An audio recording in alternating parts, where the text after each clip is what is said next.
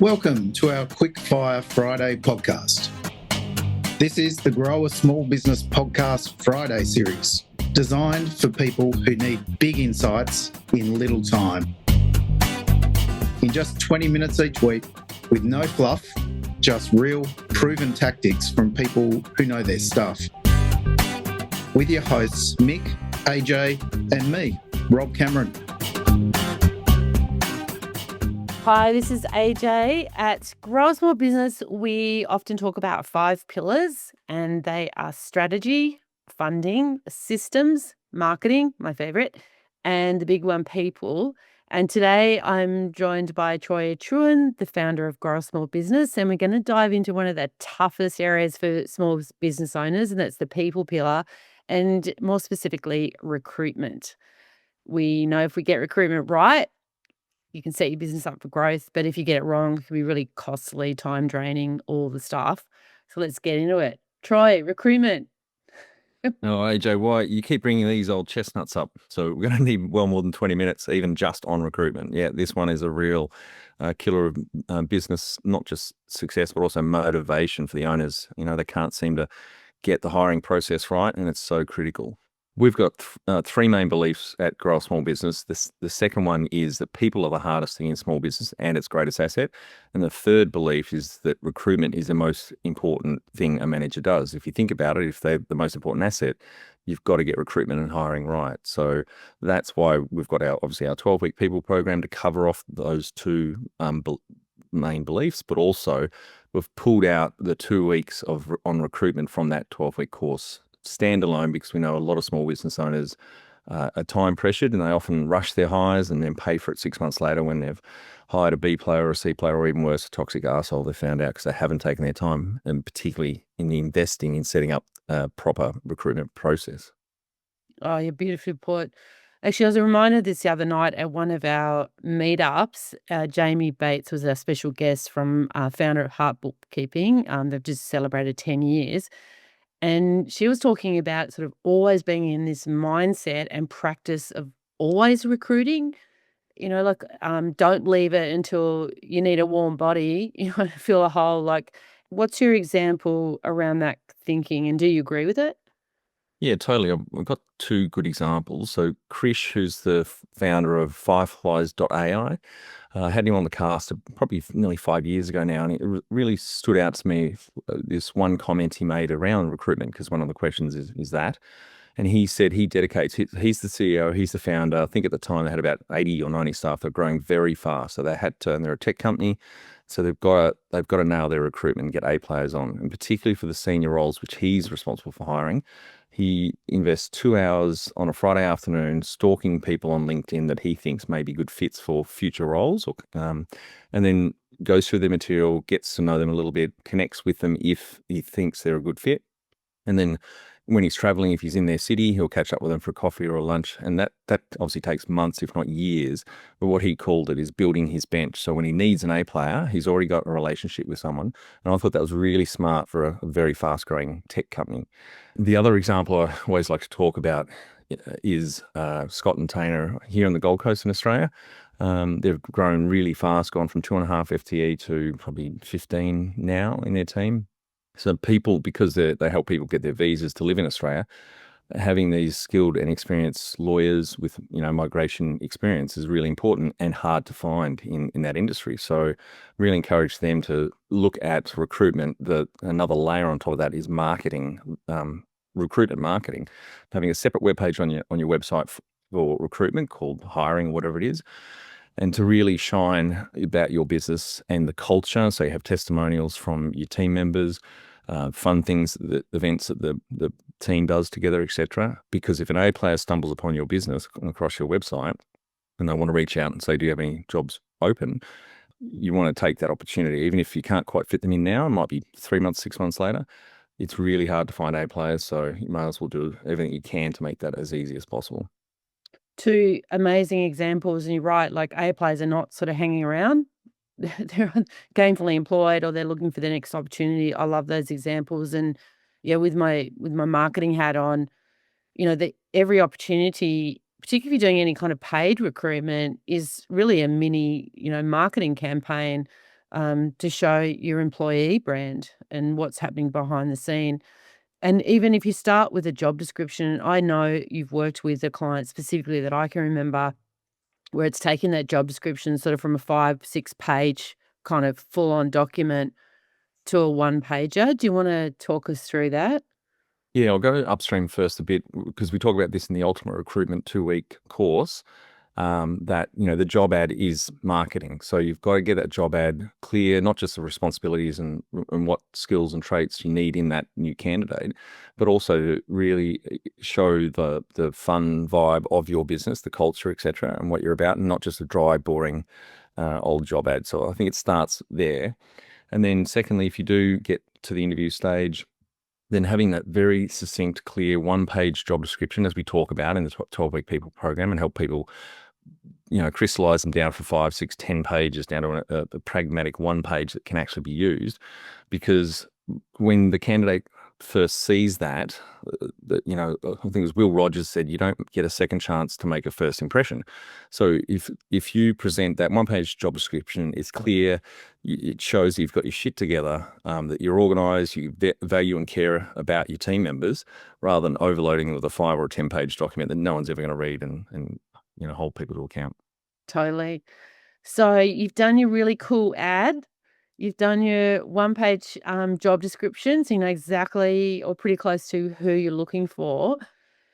What happens when you start interviewing? Because we know, like, you can hire for mindset and train for skill, but then there's a culture piece too. So there's all these things overlapping.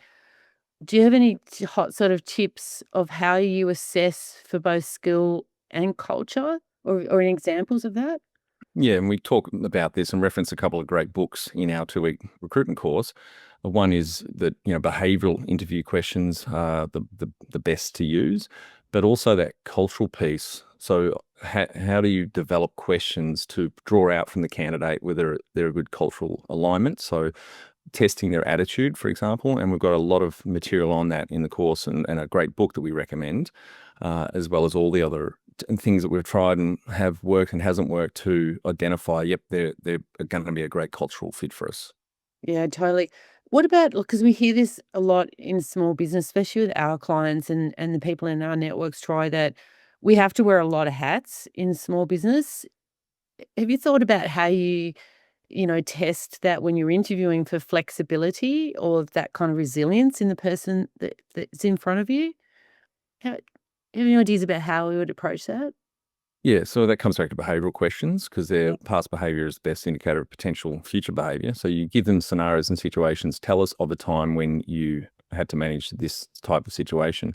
And that's why sitting down, having the job description and your core values and using our course and framework and all the tools in there to sit down and to develop the right questions to ask, behavioural as well as these attitudinal ones. You got to take that time up front. Otherwise, people rush through it and they ask a few questions, don't even do phone reference checks, for example, and they pay for it. Yeah, absolutely. Are you a small business owner who is ready to take your professional growth to the next level? Sign up to the Grow a Small Business weekly newsletter. This is your go-to email every Friday and will take about 2 minutes to read. Join the Grow a Small Business community who, like you, are investing in their professional development. Each week, we curate valuable resources, whether it's expert advice, books, podcasts, industry insights, or actionable strategies. We've got you covered. Leave your email at growasmallbusiness.com/weekly. Now, we talk a lot about the lifetime value of a customer when we're growing our businesses. And, we could also have a metric about the employee lifetime value. So this is sort of getting into that kind of retention and then growth kind of side of the business, leveraging and utilizing your great people. Well, firstly, yeah, what's your thinking around that? Is it a metric do you think small businesses should have? Well, yes. So there's plenty of studies that show what the actual cost is of people leading. Yeah. So it varies anywhere between 1 and 27 times their annual salary because there's a whole lot of hidden costs in there. If you get someone in and they're a B or a C player, for example, it's a mishire. And then A players on your team start going, what the fuck's, why are they not moving this B or C player on? So they may leave. There's obviously retraining costs, etc. So 27, I think, is obviously over the top, but that's more for like big company CEOs. But even if it's 1 times their annual salary, that is a huge cost. So if you're continually filling a role every 6, 12, even 18 months, that's not only a big cost, but slowing the momentum down on the growth of your business. Totally. And or that IP just sort of all works out the door. I mean, if I think about, customer experience, the same thing. Like, why does a customer stay? The same thing. Like, why does a team member or an employee stay? It's that belonging, purpose, the growth opportunities. We talk about particularly in marketing, for growing small businesses on the customer side, the importance of brand and telling the story and stopping to celebrate and recognize. And your team is, I guess, your internal customer or your internal audience, and they kind of need a marketing plan too. Does anything come to mind, either what we've covered in the course or any clients you've worked with, where that's been a strategy that they've looked at? Yeah, so a lot of HR surveys show that pay is the 5th reason why someone chooses to work where they do.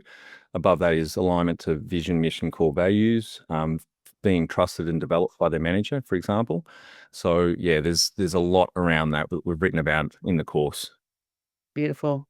So again, I keep going back to customer, Troy, because I kind of got my marketing hat on here, but it's the same for our team members, all those different touch points, from the interview to when they start and they're successful, to onboarding, to how we manage them, to keep them, to show growth, retention, I guess, and then even how we exit, people from our business. Where would you like to start along each of those touch points? I mean, there's so many, we go really deep on some of these. Yeah, so retention, 2 main things that a manager is responsible for is retention of their team and results. So actively working on things to make your team want to stay in your team is really important. So exactly what you touched on, onboarding is often skipped or missed by people. We recommend you have a dedicated 90-day onboarding period. It takes less than an hour a week across those 90 days. So it's not that much of a time investment. But there are plenty of stats that show retention massively increases if a business invests in that onboarding piece. And then you've got things like we've said before, 1-page job descriptions. But in our wider 12-week people program, we talk about weekly one-on-ones, coaching, delegation, feedback, etc. All those things go into those 3 or 4 things above the 5th reason why people choose to work where they do, which is pay, because managers are doing their job and actually managing people properly and on an individual by individual basis. Investing time with them with those weekly one-on-ones, they feel valued, trusted, and they're more likely to stick around. Yeah, totally. And I mean, onboarding could be done obviously face to face, but these days we can use our iPhones and film our onboarding videos, so we do it once, and that video actually could last like the 12 months, particularly if we've got a couple of hires to do that year. Yeah. What's a big one that comes up all the time with people in recruitment? Maybe I give the Brulab example of where they decided not to hire the sous chef or the 2 I see in the kitchen. They put the ad up 3 times until they got their A player. They took 6 or 7 months. Yeah. Something around that. I'll ask you about time. Yeah. So, Troy, going back to time, because we know this comes up time and time again, where unfortunately, a small business owner actually hasn't gone through the steps. And you mentioned like even down to, doing the reference calls, like taking that extra time to do it. But do you have an example that comes to mind where one of our clients actually has taken the time and kind of what the result was? Yeah, I'll share that. But before then, I just want to comment that it's myopic. If you think about it, if you invest a little bit of time up front, 1, to get the procedure right, and 2, a little bit more time for each hire you're going for, you think of all the time that's wasted with that high turnover of team members. So Leslie and Dave from BrewLab here in Hobart went through our 4-week strategy program, then our 12-week people program. And Dave in particular really enjoyed the 2-week recruitment piece because he's one of the shareholders, one of the owners there, works in the business, as does Leslie, and he's the head chef there. And the two I see in the kitchen had left and they'd mishired a few times. It was quite frustrating. I remember him emailing me saying, I've just finished the 2-week recruitment piece course and I can't believe all the mistakes I was making. And we're not going to rush this. And so much so, they had to put the Seek ad up 3 times. They were that disciplined until they got their A player. And that was a 6 or 7 month process,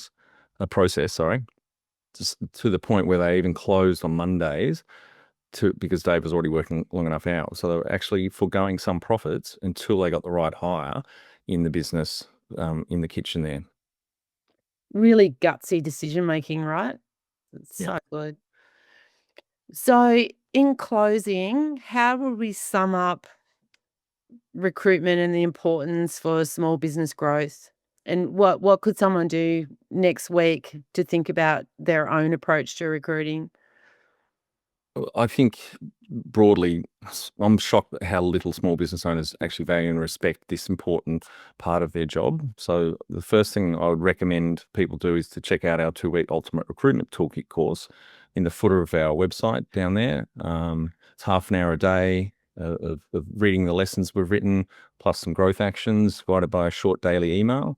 And there's 2 books in that 2 weeks that you listen to on 1.5 speed, the best books on hiring and recruiting that we've found as well. So that highly recommend that to nail their recruiting piece. Love it. So stop winging it, I guess. Yeah, that's it. All right, Troy, thank you so much for today and see you soon. Thanks, AJ. Want to help other small business owners improve their business? There's one quick thing you can do, which is jump over to iTunes and leave a review. Or if you don't have an account, follow us on Spotify.